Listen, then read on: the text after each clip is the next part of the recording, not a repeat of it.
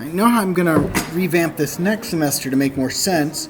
So currently, we are about a week out from the exam or so.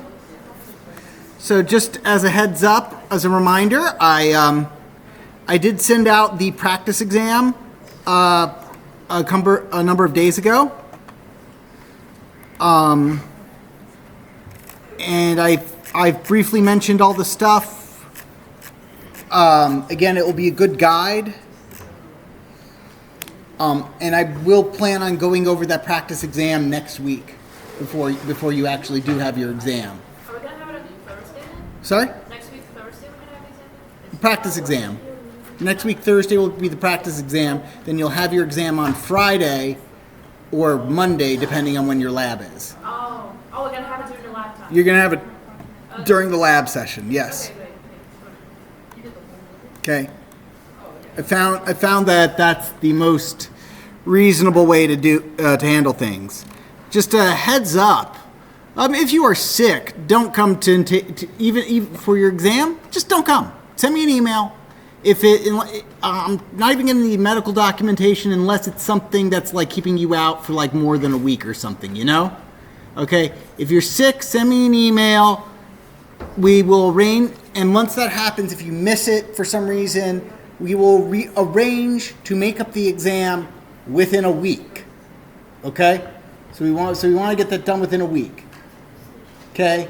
If it's not done within a week, then I'm just going to give you a 0 on it, which sounds terrible, except you gotta remember, I give you 3 exams and a final, and of those 3 exams, we drop the lowest. So that just simply because this is the big reason why we do 3 exams. So in case we have to drop one due to something weird going on.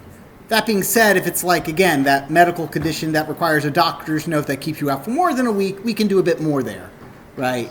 But this is just in those other cases, it's a matter of fairness. But the reason I don't want you coming is twofold. One, I don't want you to get your fellow students sick. But 2, and more directly to the point of an exam is assessment of your knowledge, and I can't properly assess you when your brain is all foggy, right? And you're exhausted and feeling terrible. It's not a great assessment other than how well you perform when you are sick, which is not scaled properly towards the performance of other students. All right. So today's going to be a lot of fun. We are working on another one that is not on Runestone. It is an in-class exercise. It is one of my other ones that used to be a homework. Or lab exercise. It is blame Pope Gregory the 13th. Okay? And it's not because I'm anti-Catholic or anything here. This is literally Pope Gregory the 13th's fault here as to why we're doing this. And today's task is given a program that given a string as an input, test if the given string is a valid date in the Gregorian calendar. So we're taking a date and checking, is it valid under the Gregorian calendar? Yes. It is under Module 5. So under Module 5, there's a Dropbox. Module 5, in-class exercise, blame Pope Gregory the 13th. Okay? Found it? You can also find it under assignments. I do need to alter these so that they are more than 0 points. They should be like 30 or 50. The last semester was a bit weird with how we did those, so that's why they were 0 points. So I'll be adjusting that. Okay? Your program should output whether the given date is valid, and if the given date is not valid, report why. So first off, we've got our first inkling as to why this is called blame Pope Gregory the 13th. It's because it's named after him, the Gregorian calendar. Okay? So we're going to be using U.S. formatted dates, which are weird but normal in the U.S., right? That's month / day / year, right? As opposed to the way other countries do it, which is like doing the years, months, and then days, or days, months, years, right? U.S. does it a bit weird, but if you've been born and raised in the U.S., this looks normal. Our valid months are from 1 to 12. September, April, June, and November each have 30 days. All other months but February have 31 days. And then February has 28 days, except on a leap year where it has 29. And this is where our trouble is. Leap years. Because fun fact, most of you don't actually know how they work. That's not your fault. Most people don't actually know how they work. Most people think they do. And they use... So a bit of history here. The Gregorian calendar may not be a term you have actually heard before, but it is the most widely used civil calendar in the world. It is the one that when we say it is this date, it is this date. However, if you are a member of the, I want to try to say this correctly, one of the Orthodox churches, right? Or if you are a Christian and you've ever looked at the dates that Orthodox churches do their own do holidays, you might notice that there's a slight difference in dates. This has to do with calendars, right? Let's go ahead and look up, I guess, Easter. I'm not Christian, so I don't really know too much. I just know about this peculiarity, right? Aha! There we go. Notice that it is on 2025, Western and Eastern say April 20th, but on 2026, April 5th, April 12th is Easter. March 28th, May 2nd, that's Eastern, so quite different, right? And it has to do with all sorts of things that I am not qualified to speak on, first by not being a member of this religion, but I do know that basically that this does involve calendar issues. Calendars are complex, and societies have used different calendars for different things over the years. Okay, I mean, like different constructions. For instance, let's talk about what I do know: the Hebrew calendar, right? A lunisolar calendar. Okay. Is the official calendar for civil holidays alongside the Gregorian calendar. Okay? Hebrew calendar consists of months of 29 or 30 days which begin and end at approximately the time of the new moon, and every so often an extra lunar month called a leap month is added into the calendar. I mean, yes, that sounds weird, but why do we have a 28-day February? You know, think about it for a second. There's all sorts of different calendars that we have, right?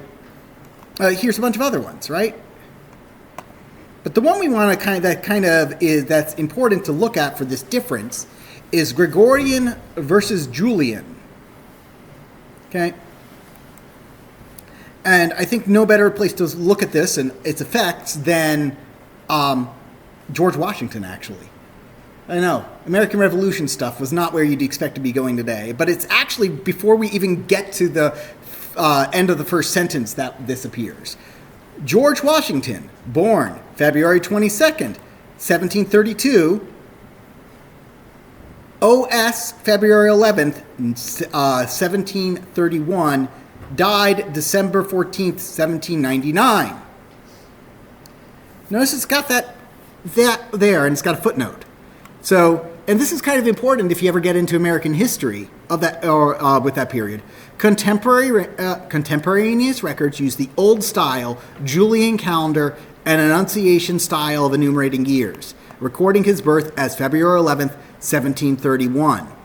The British Calendar New Style Act of 1750, implemented in 1752, altered official British dating method to Gregorian calendar with the start of the year on January 1st. It had been March 25th. These changes result in dates being moved forward 11 days and in advance of 1 year for those between January 1st and March 25th. For a further explanation, see Old Style versus New Style. Long story short, the Gregorian calendar got implemented, and then it took a while to be adopted by a number of countries. Now, why is that? Well, prior to this, we'd been using the Julian calendar. Now, let's talk about what the heck a year is in actuality, using the most kind of specific term we can, which is, right, if we look at a year, there's a lot of stuff about it, but a year is a unit of time based on how long it takes the Earth to orbit the sun. In scientific terms, the tropical year, approximately 365 solar days, 5 hours, 48 minutes, and 45 seconds, and the sidereal year are more exact. So, specifically, it doesn't take us exactly 365 days to go from one location around the sun and then back to that same location. It takes us just a tad longer, 365 days and almost 6 hours, or almost 365.25 days. Make sense? Right? Everybody see that this is almost 6 hours, and 6 hours is a quarter of a day? Okay. So that's a bit of an inconvenient thing, but that's minutes, so not really too big of a deal there. And that's what's important for the calendar, because we want to basically be able to, at least before modern times when we could basically grow anything at any time. This is definitely important to be able to have a predictable time that you can say, this is when we need to plant, this is when we need to harvest, A lot of calendars are based off of that kind of fact, around basically the agricultural calendar or schedule. Now, if we went merely 365 days as our year, then every 4 years our calendar is going to be off by about a day. And that means after a century, it's going to be 25 days off, which is about a month. And then after about 1,000 years, well, you can do the math yourself, but that's very off, right? That's very, very off. It's almost a year off. So instead what we do, so to adjust for this, we've had the Julian calendar for the longest time, where typically you had 365 days, and then you would have some years be 366 to account for this extra amount of time. Does that make sense? This extra amount of time. Basically, we just would do the 365, and then we'd make up all this extra time in one extra day in the Julian calendar. And the Julian calendar uses the leap year rule that you know. Every fourth year, if the year is divisible by 4, that year is a leap year. Make sense? That is the Julian calendar rule. And the fun part about that is that vast majority of the time, that is correct. You don't have to know any exceptions to that until 2100. That's when that's actually going to be incorrect, at least for the Gregorian calendar. Because the reason that the Gregorian calendar was implemented was that the Julian calendar, that this is about the actual amount of time that it takes, right?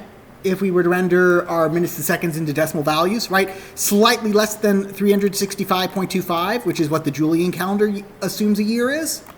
And over time, that has led to quite a bit of a drift, right? It was fine back in when the Julian calendar was created, which is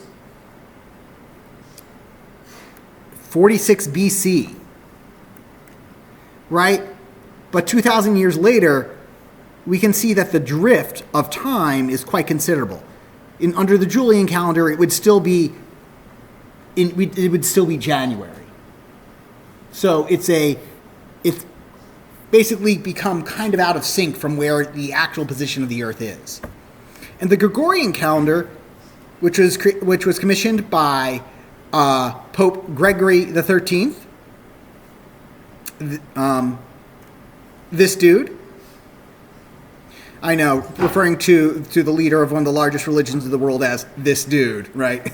All right, this guy. One of the big things he did was commission the namesake Gregorian calendar, which approximates that as 365.42422. So you can see it's 25 versus 22, very much closer, right, than this. And so it follows a very similar but different rule to make up for those times. So with all that preamble, this is what the leap year rules are. A year not divisible by 4 is a normal year. But you already knew that, right? This year is not a leap year because it is not divisible by 4. 2028 would be a leap year because it's divisible by 4. 2024 was a leap year because it's divisible by 4. However, this is where the rules start to get, and these are the actual rules that are used for leap years. A year divisible by 100 is not a leap year. That's where it gets crazy. So if it's divisible, so every century is not a leap year. So 2100 is not a leap year. 2200 is not a leap year. 1900 is not a leap year. But mind you, I never learned this when I was in school, because 2000 was a leap year under the Gregorian calendar, because that rule is invalid if the year is divisible by 400. So it's a leap year if it's divisible by 4, except if it's divisible by 100, except if it's divisible by 400. Gotta love that, except. Okay, so for example, as we say, I've got 1644, that's divisible by 4. It is a leap year. 1645 is not a leap year. 1600 is a leap year because it's divisible by 400, but 1700 is not a leap year. Oh boy. So this is just the first taste of a warning that I need to give some of you. Because some of you may eventually think, let me make my own app that handles time or calendars or timing or that figures out time and it's not based off the way that everybody else does something. I'm not using a library that's already built. Don't do that. Time is terrible. It is horrible. Okay? It is just such an awful thing. Okay? I mean, just take into effect that basically you've got time zones, which are these completely arbitrary things in the over the entire world. For example, all of China, last I checked, uses the same time zone. The United States is divided into multiple time zones. Let's go to look at time.gov. And you'll notice that red is one time zone, Central is another time zone, Mountain is another time zone, Pacific is another time zone, except what's this? What's this? What's this Arizona Mountain Standard Time nonsense? Oh no! Well, it has to do with daylight savings time and whether or not that's being followed in Arizona. Arizona does different things for daylight savings time, except for some parts of that have tribal sovereignty, which do the opposite of Arizona. It is a mess. It is a mess. Don't try to do this yourself. Please use the libraries that are already made, that already have all the exceptions coded. Okay? And God help you when another country decides to have a civil war and break away from another country, because guess what? You're probably going to have to update the time zones to accommodate for that too, because there's a good chance they make their own time zone. It happens more often than we'd like to know, than we'd like. And not just because civil wars are bad. So, all right. So the good news is that I've scared you about the idea of leap years. But we don't have to worry about leap years except if we're checking if it's February 29th. We only have to worry about whether or not it's a leap year if it's February 29th, right? So we'll just push that to the side and instead work on this program. Okay? Now today, we're going to need to use a new tool. So hopefully you've watched your videos and learned about slices. But if you haven't, slices are a great thing we can do with sequences to get a subpart of the sequence. Here's some examples of how we can use slices. Okay? And what they do. So here we have S is equal to my name. Okay? A slice uses a very similar notation to the range function, except it uses colons instead of commas. Okay? Where it's beginning, colon, and up to but not including this location. So over here, S02 says, well, why don't we actually copy this into idle and take a look? Okay. Okay. S is equal to my name. And once again, if you're ever taking a test and you need to write down indexes and stuff, do this. Just simply write it down. Make it easy on your brain. Right? So this starts at index 0, index 1, index 2, index 3. Everybody remember this, right? Okay. So S2. These are just the variables for one, in order. So just S is from 0 up to but including 2, holds the value. Technically it should be my. So actually I won't change that. I will just change this. There we go. Now that's correct. It will include, it holds this value. It goes up to but does not include index 2. See that? And the reason that we do this, again, is the same reason we do this up to but not including in the range. So we can take the ending, subtract the beginning from it, and know how big it is. For example, even without looking at what this contains, I know that this range from 3 to 6 is 3 letters long, because 6 minus 3 is 3. So this one, 3 up to but not including 6, is 3, 4, 5, up to but not including 6. So it holds NAM. Now this is an interesting one. How do you get that last index then? Well, just like the range function, you can imply stuff. So here, leaving this part blank implies that we're just going to go to the end. We're going to start at this index and go to the end. So this will say start at 3, go all the way through everything, and that's name. Fun thing, it's also true if I just, I've got to not hit letters. If I just simply do this, it's going to be the same thing. There are no out-of-bound errors with a slice function, which is fantastic. I will exploit that a number of times throughout the semester. But a more conventional way to do that is either go to index 3, but up to, but don't include index 7, which is easy.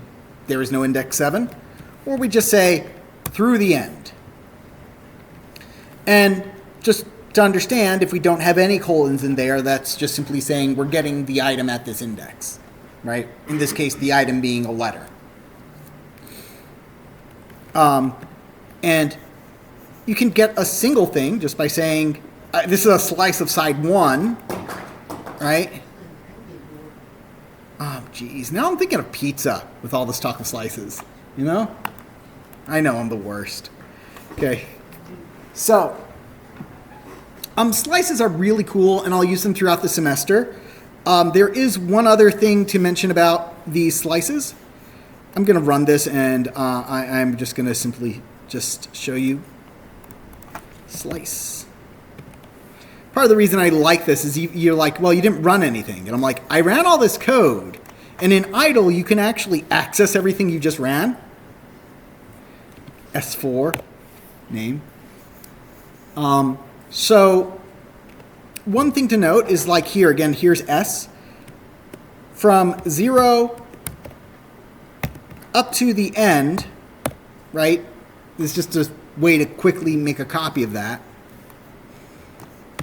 And another copy of that, I could just, if I do this, do it this way.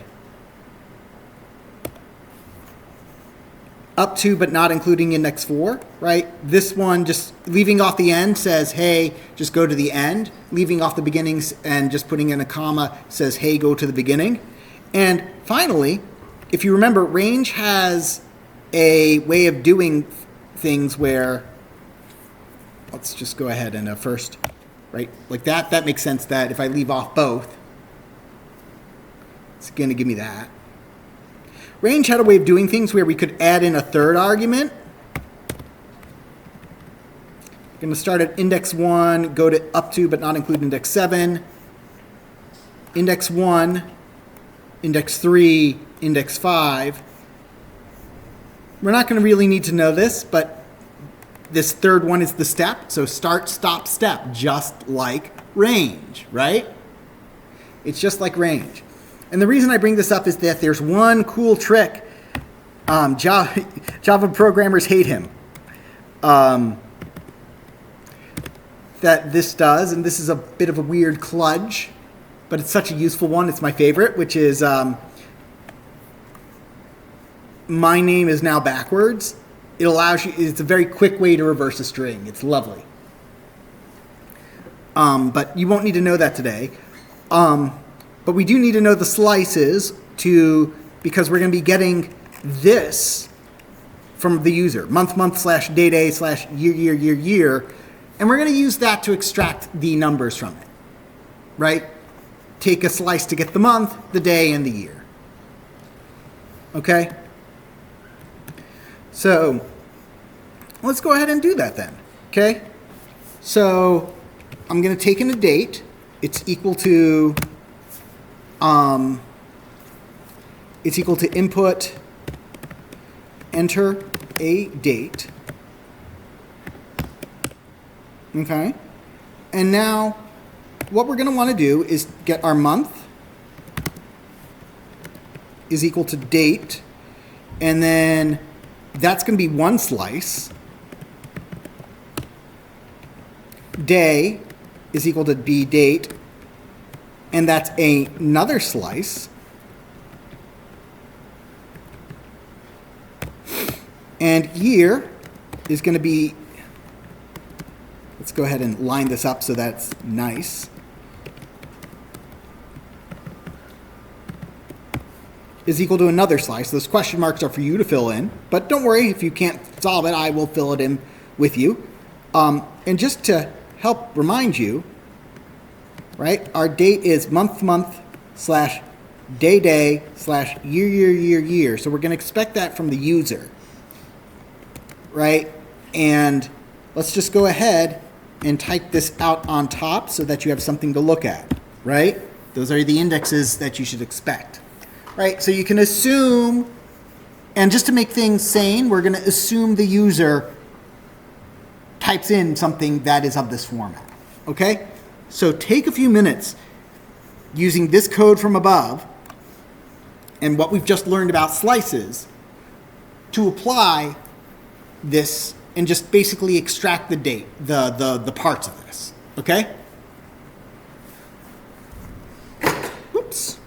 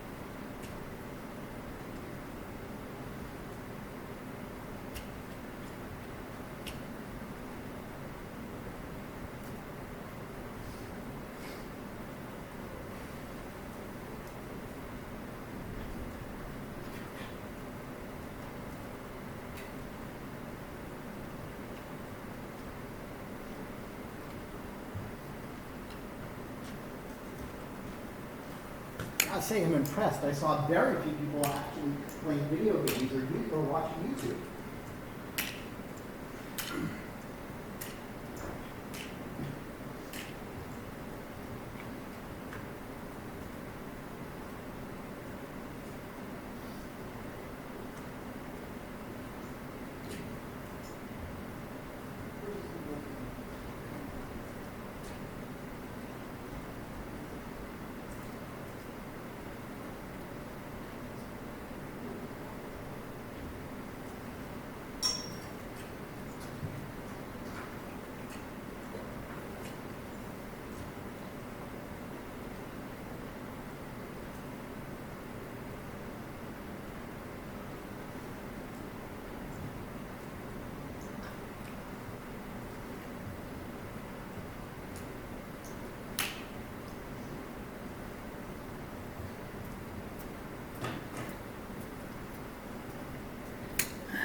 Okay, so does anybody want to tell me what they did to get the month? What were their values for the slice? Yes, go ahead. 0 up to what? 0 up to 2. Yes, 0 up to 2, because that will go up to, but not include the slash. You could also, just as validly, both answers are correct, you just leave that blank. And had you given me blank, I would have said, give me the 0. So that I'm not poking at your answer. I have to go over both. All right. Anyone want to give me the day? What values were? Yes. 3 and 4. Yep. Go. Start at 3. Go up to and not including 5. And then we've got again a couple more. We've got a few more possible answers for what to put in for year. So anyone want to give me what they put in to get the year? 6. And what was the ending value? Nothing? Nothing. Yeah, nothing. Or you could put 10 in, or you could put anything you wanted in. It'd still work. So slices aren't too bad. There will be a section on your exam that goes over slices. There is a page on the practice exam that deals with slices. It'll be 4 questions, 2 points each. Each one is multiple choice. They go over, and basically what it will be is that it will have something like string A is this, string B is this, and then for the next 4 questions you use the same. You do. It asks you slices about those 2 strings. So there's one in the and of course, like I mentioned, I put the harder version in the practice exam because the harder version, string B, looks like it's a bunch of gibberish. But there's a reason for it. All right. So now that we have these, we can start doing our validation. All right. So first and foremost,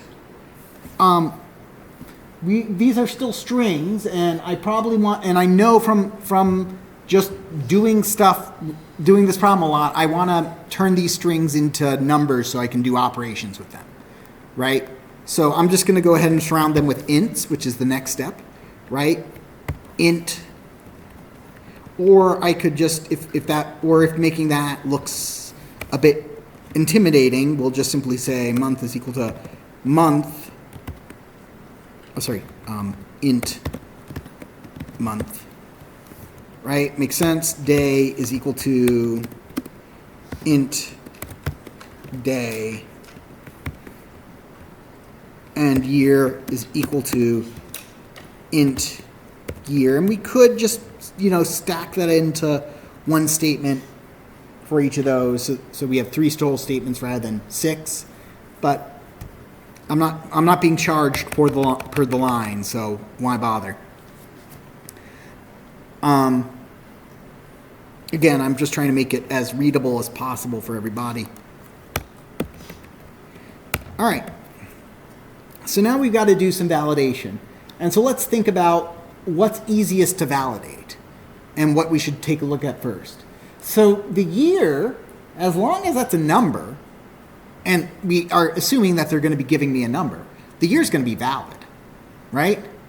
It doesn't matter if they even give me a negative number. Negative 4,000, positive 2,300, positive 32,000. Those are all valid years. They just happen to be weird ones. right? So year, we can just kind of ignore. It's only going to come into play if we have to check if it's a leap year.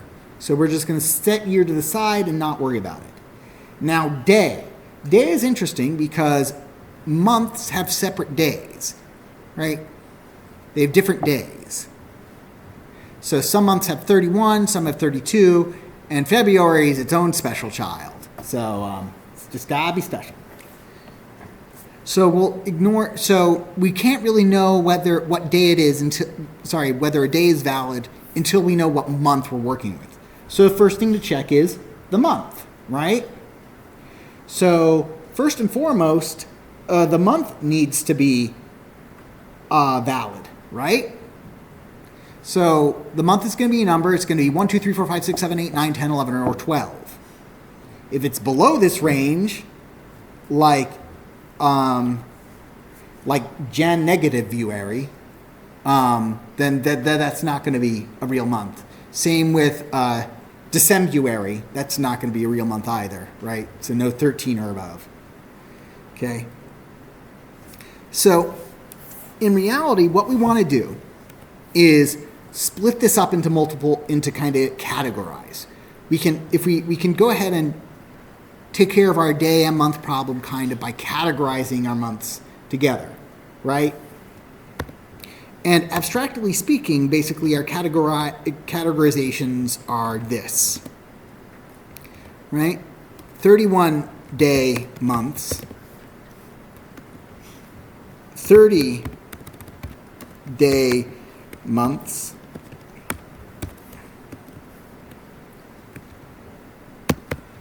February, and right, those are our options, right? It's either one of the first three, or if it's not one of the first three, we know it's a bad month, right? So we can either check whether it's a bad month first, or we're going to do what I prefer, which is we're going to check which category of good month it is first, and then we are going to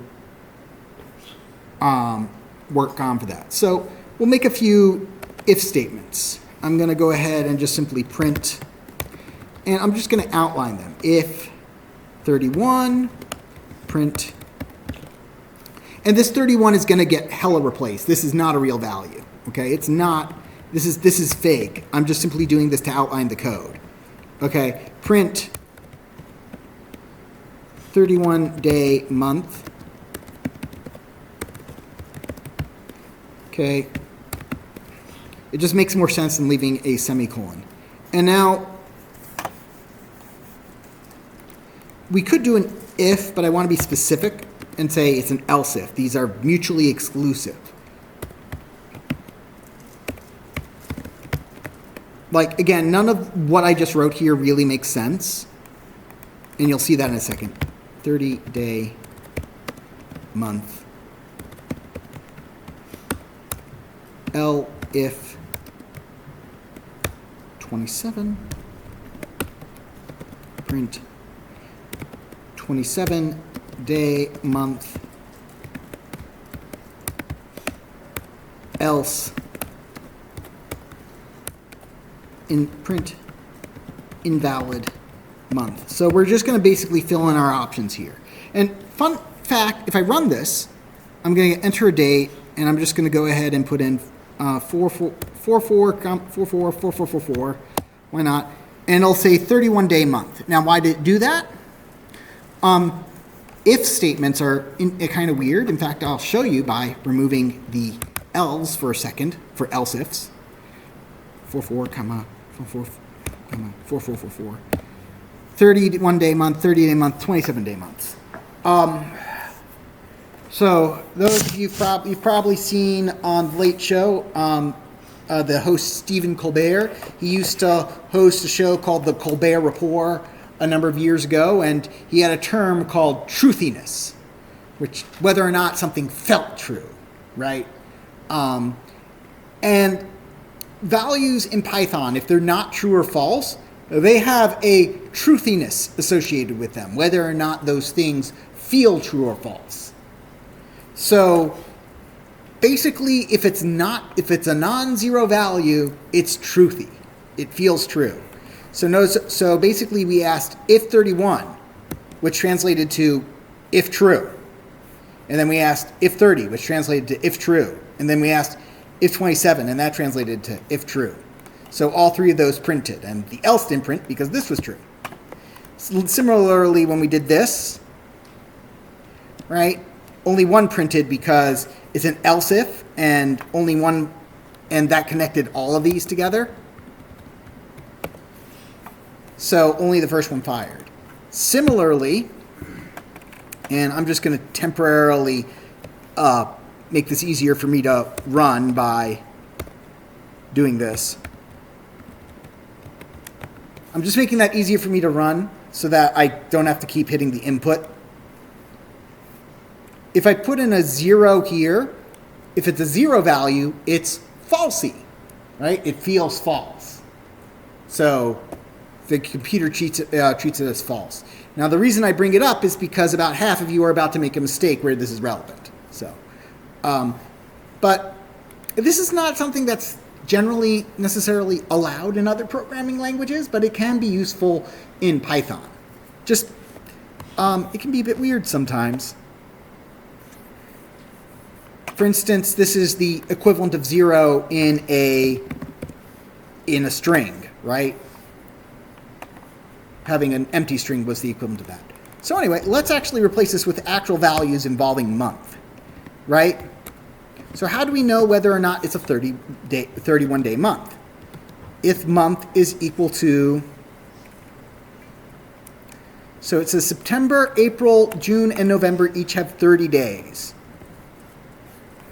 All the other months but February have 31, right? That silly rhyme we all had to learn.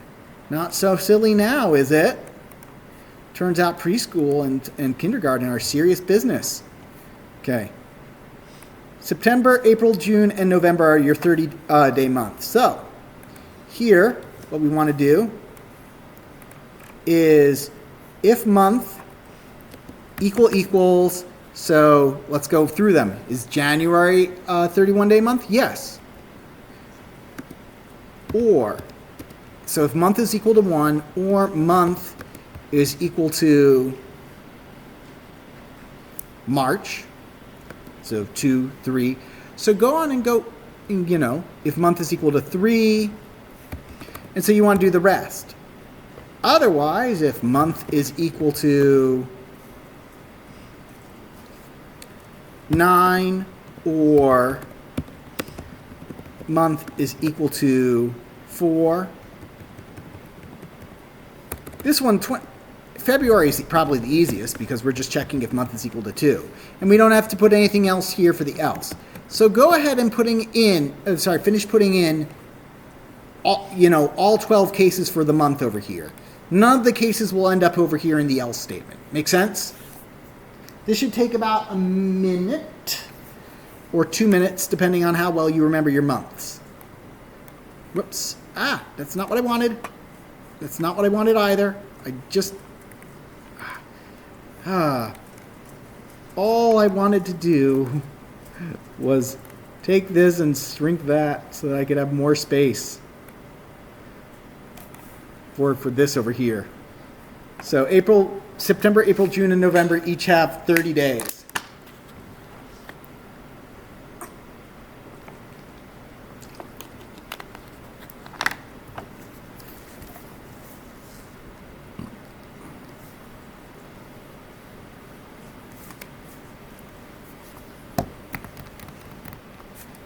And the reason, this sounds silly, but there's a reason I'm pausing here as its own thing. All we're doing is just simply categorizing which month it is and whether or not the month is valid.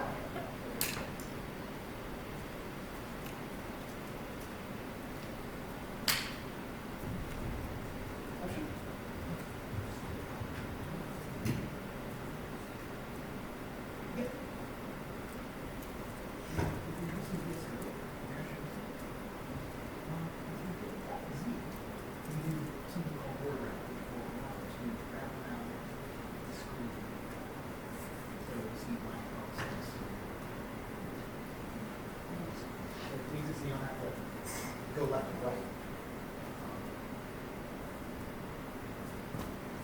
Generally speaking, we try to avoid lines that are that long, but in this case, like this one, it's kind of unavoidable. Yeah, question?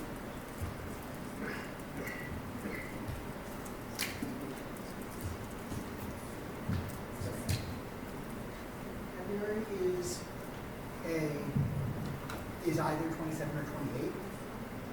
It's either 27 or 28, but we're not going to worry about that. 28 or 29. See, I forget it. 28 or 29, right? Right. This is what happens when I type and talk. Again, I make mistakes. Please feel free to call me out on that.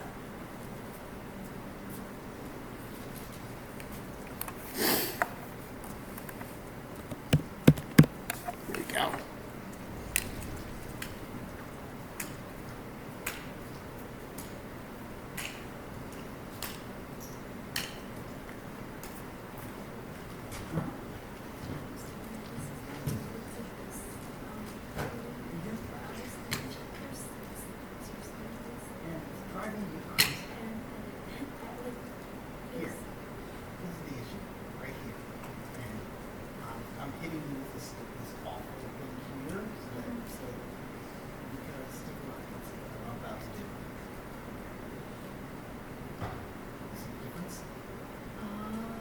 Yeah, that's awful, yeah. And that's because when I put stuff in here, doesn't matter how I put it, it will render those quotation marks. And it will render my ticks as quotation marks, and it's just awful. That's why I said, you copy the quotation marks yourself. Look, you copy the HTML. So now, you'll see that. Because this was the only one that was in. Yeah. Perfect.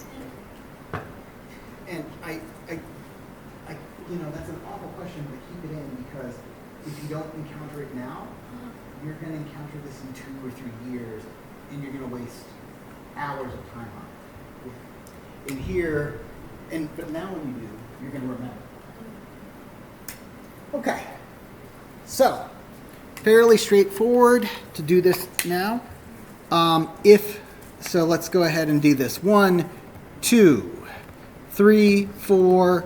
Month 5 is May, so that would be over here. Or month equals May, which is 5. 6 is June, or month equals 6. July, month equal 7. August, 8. Or September, which is 9. Or month equal 9. Or October, month equals 10. And so, we already had that over here, 9.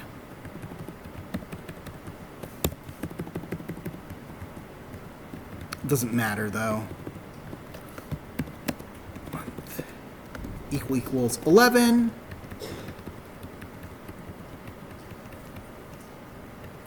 Or month equals 12. Generally speaking, we try to avoid making lines this big because they are hard as hell to check, right? Generally speaking, if you're going over 80 characters for your line, it gets very hard to read. And some editors will include a word wrap function, which is extremely useful. But I don't think we have that here.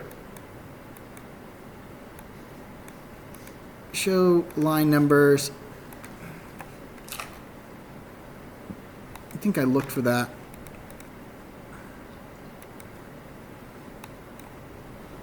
No. Too good to be true. All right, so there's our days. April, so January, February, March, April, May, June, July, August, September, October, November, and December. So there we go. We can, and now I'll just try it out with my test values over here. If we run with my test value of the 44th month and the 44th day, it will say it's an invalid month. If I run it over here and I say 12, it's going to tell me it's a 31-day month.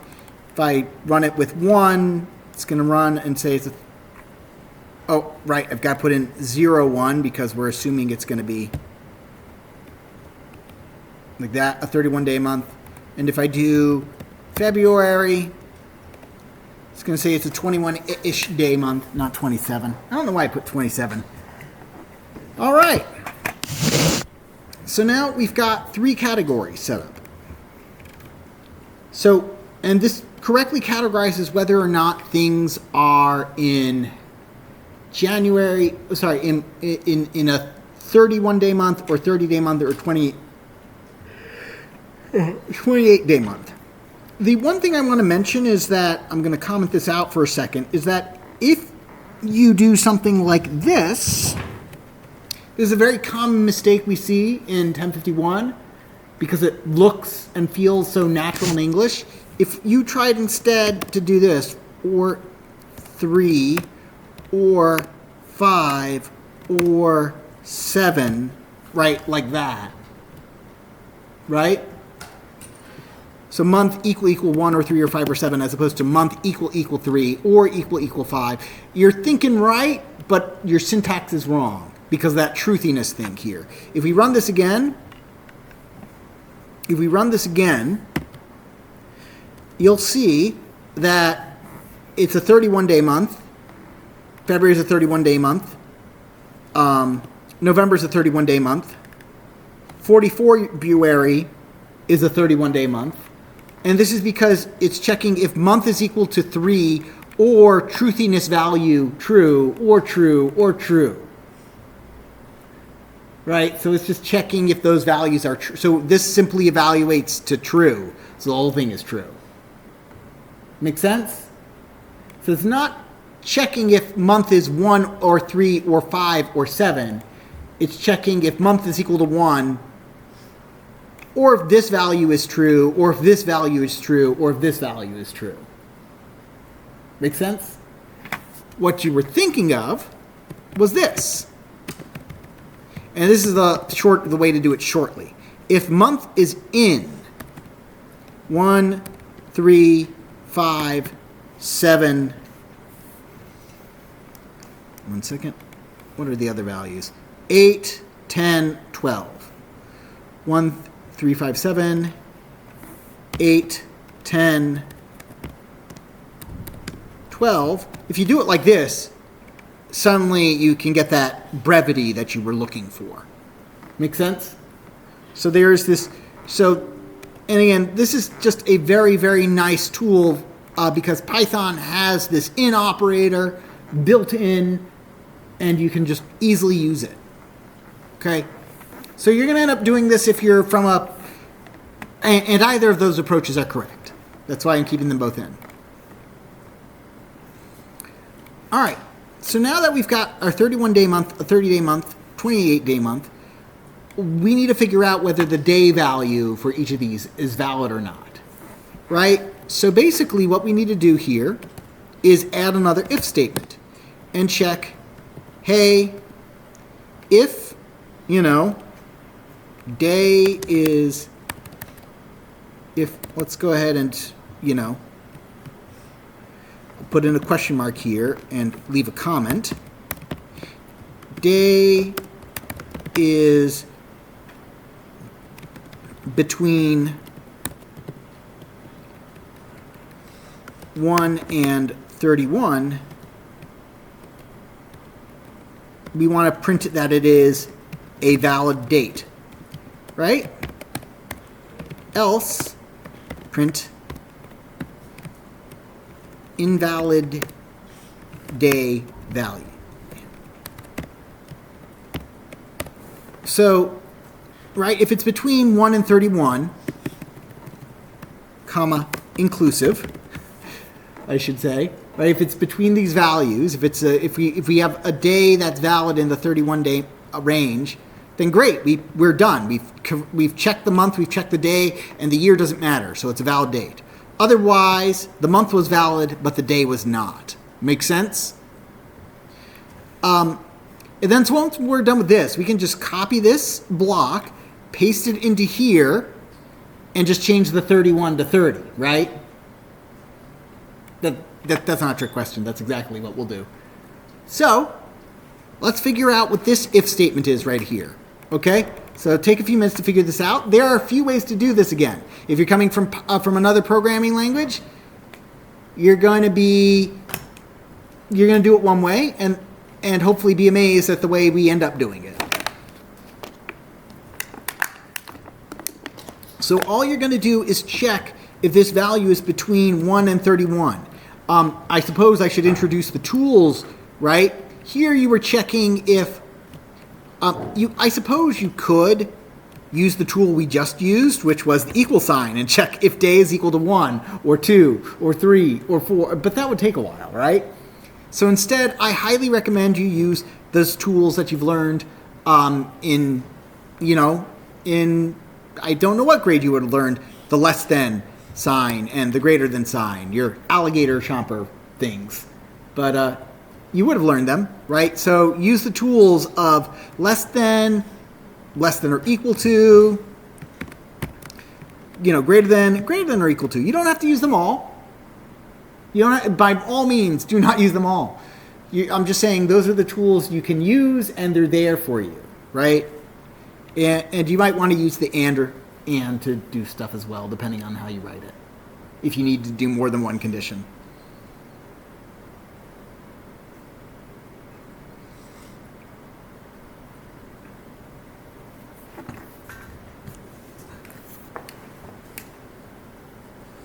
So those are your tools.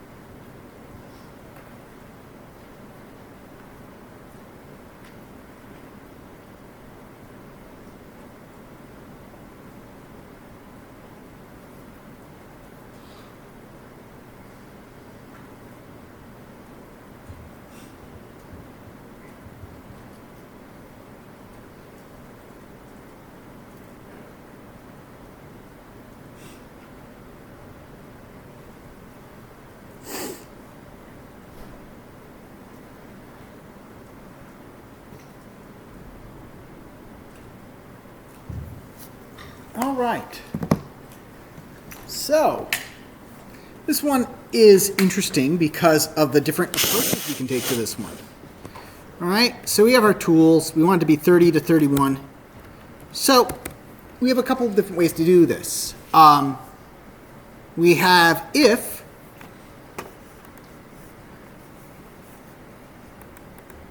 day is greater than or equal to 1 and day is less than or equal to 31, that's one way to do it, right? A valid date would be between these two values, right? Make sense? This is one way to do it. It's also the way I hate the most because it just reads awkward. There's a couple other ways to do it. You could do the inverse, which is, oh geez, oh, I don't want to really do the inverse because you could ostensibly say, okay, if it was less than 1 or greater than 31, right, then that's wrong, right? Those are the values that are wrong. But then you could say if it was not whatever that was, right, to reverse it, which feels wrong but might logically work for you. But Python is just good. It has a way to do this which actually reads nicely and cleanly and amazed me when I first saw it.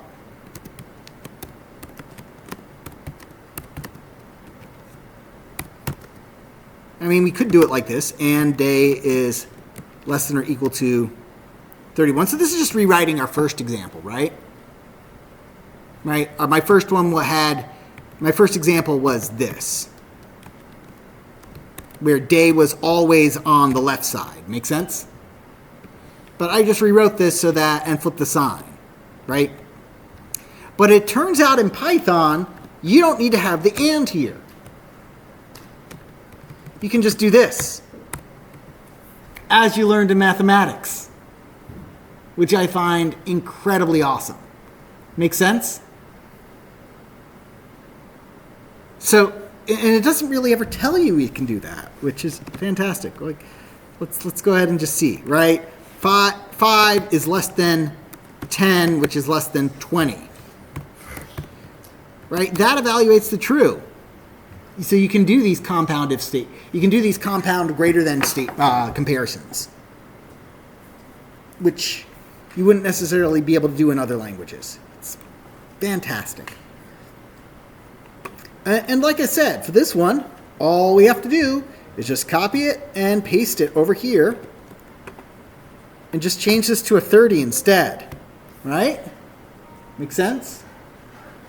31 days. 30 days. In fact, we can do it over here for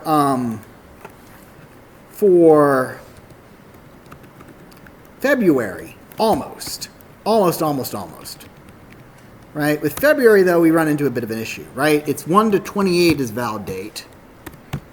Otherwise, it's an invalid date. But there is one other exception, which is the leap year. Elif day equals 29, print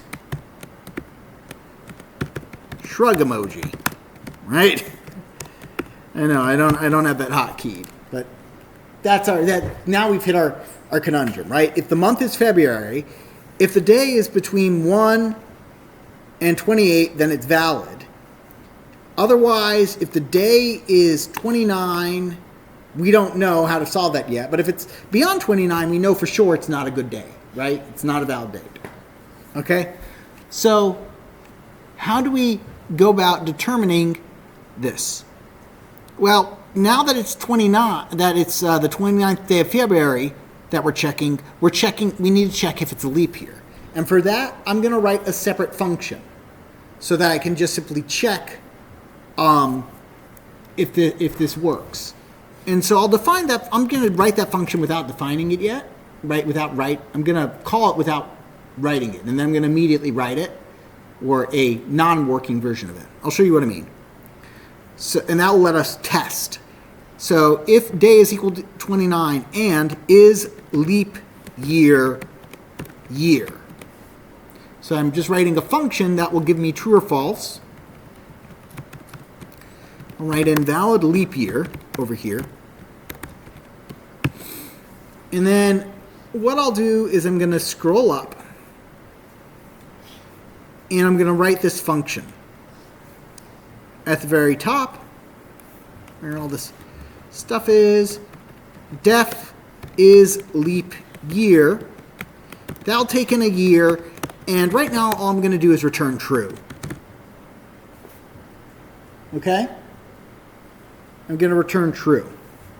And the reason I do it like this is now I can test the entire code. Okay? Even though that we know that we're going to get wrong results for a leap year. Right? So enter a date, 02, 30, 1946 is invalid day value right over here, right? 30th of February is no good. 02, 29, and 1945, we know that's not a leap year, but it's going to tell us that it's a valid leap year because right now we're saying everything is a leap year. Okay? It's not what we want, but now we know that the logic of our code is working. It is calling this thing. This thing is giving us a true value. Okay? So now what we need to do is have this return true or false depending on whether it's a leap year or not.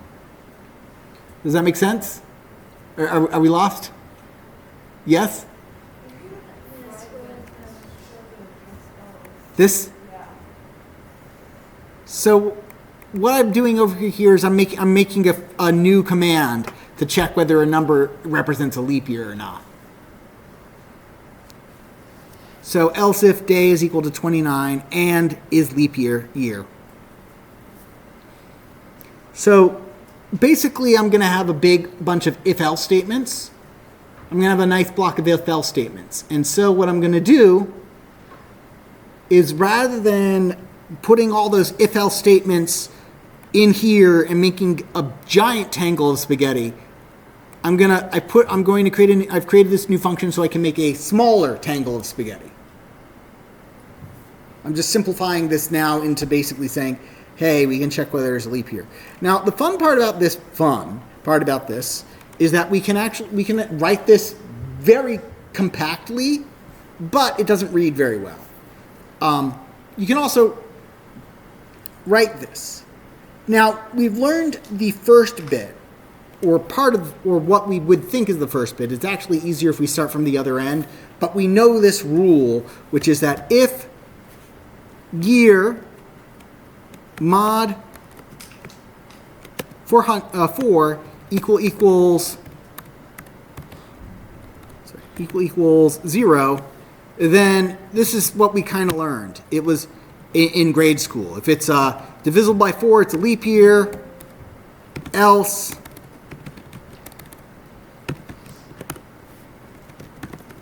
it's not a leap year, right? We learned that. Right? If it's divisible by 4, it's a leap year.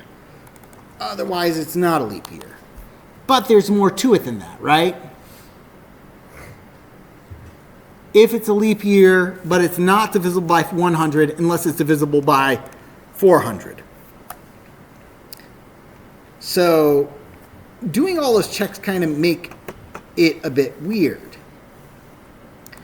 Instead, what we kind of want to do, so one way to go about it is consider it like this. Like, if it's divisible by 4, we don't know whether it's a leap year or not, right? It might be a leap year. If it's not divisible by 4, we know for sure it's not a leap year. But if it's divisible by 4, well, then we need to check if year is divisible by 100. And if the year is divisible by 100, let's go ahead and just simply put in question mark over there, because we know if it's divisible by 4, but not by 100. So if but then the else, then it's a valid leap year because it's divisible by 4 but not by 100. Remember, the rules are divisible by 4 except if it's divisible by 100, except if it's divisible by 400. So we know if its year is divisible by 400,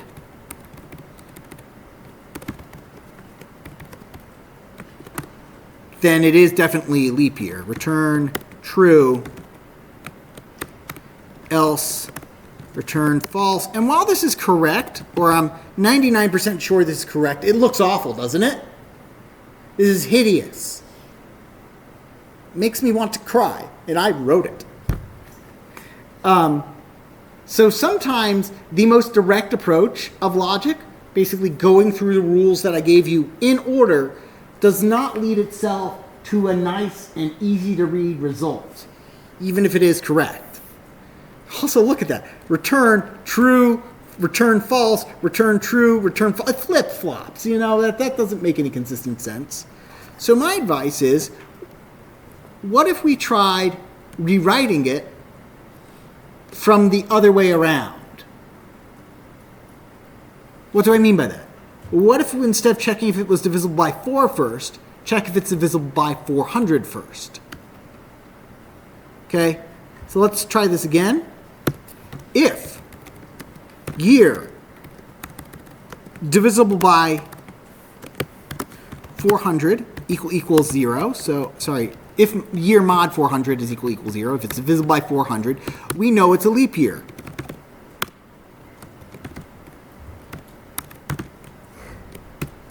Else, if the year is divisible by 100, return false. We know it's not a leap year if it is. Else, if year divisible by 4, and this is just using some interesting bits of math and logic together. Return true, and I'll go over those in a bit. I'm just kind of speeding through because we're at the end of our lecture. Return false. Okay, so where's all that logic coming from? It looks a lot cleaner for sure. And we still have our 3 if statements. They're just not stacked in nearly the same way. They're in reverse. So what we're taking advantage of the fact is that notice these numbers 4, 100, and 400, they're all multiples of 4. And 400 is a multiple of both 4 and 100. So if we know, if a year is divisible by 400, we know that's a leap year no matter what. That's just the rule. It's a leap year no matter what. Because years that are divisible by 400 are years divisible by 4. And they're the exception to being divisible by 100. So we can just return true, say it's a leap year no matter what. The next check checks if a number is divisible by 100. This is actually the same as saying if it's divisible by 100 and year is divisible by 4. But you don't need to actually have this in there.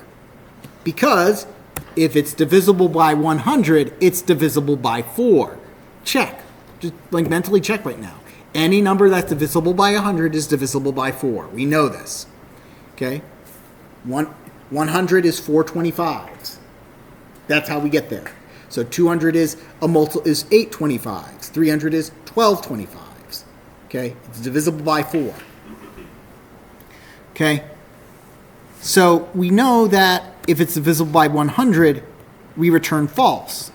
Well, what if it's divisible by 400? Well, we already checked that. Right? We already checked it. So this is all 400. So this is equivalent to also saying if the year is divisible by 100 and 4, but not by 400. There's a lot of implications going on because of the order we've done it in. And now we're asking, hey, if the year is just like a year that's not divisible by 100, but it is divisible by 4, right?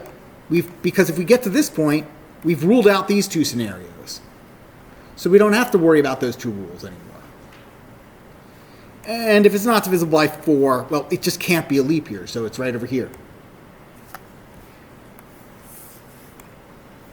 So when sometimes it's just easier to go when you're given rules, it's easier to either invert those rules or go in reverse of the rules, the way the rules are given. Okay, and that can be a hard thing to learn, except through trial and error, and just kind of gaining experience. But it is worthwhile. Time is, again, a difficult subject. And during programming and a lot of other things, you find that we'll make a lot of assumptions. If you're interested, there's a video by Tom Scott on the Computer File YouTube channel, which talks about the problem with time and time zones, and it is a 10-minute basically mini rant on how difficult time and keeping time is. But most times we don't actually care about what the exact time something happened was. Typically, when we're working with large databases or something like that, which care about timing, they're caring about the timing of events. What event preceded another chronologically? Which one happened first, so we know which way things worked out. And so as long as that's internally consistent, that's what matters there. So time is just really, it can be really tricky, but it's worth a watch about that. I think astronomers have gotten rid of leap seconds.